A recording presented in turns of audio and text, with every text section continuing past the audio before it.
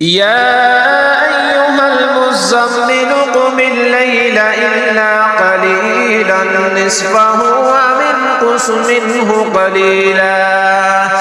أو زد عليه ورتل القرآن ترتيلا إنا سنلقي عليك قولا ثقيلا إن ناشئة الليل هي أشد وطئا وأقوم قيلا إن لك في النهار سبحا طويلا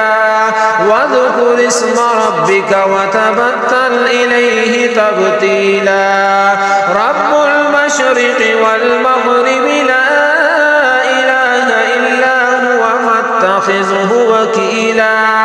واصبر على ما يقولون واهجرهم هجرا جميلا وذرني والمكذبين أولي النعمة ومهلهم قليلا إن لدينا أنقالا وجحيما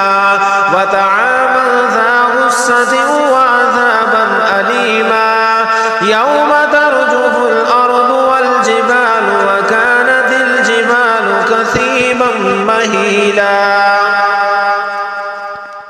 إنا أرسلنا إليكم رسولا شاهدا عليكم كما أرسلنا إلى فرعون رسولا فعصى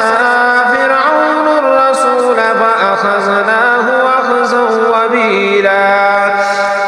فكيف تتقون إن كفرتم يوما يجعل البلدان شيبا السماء منفطر به كان وعده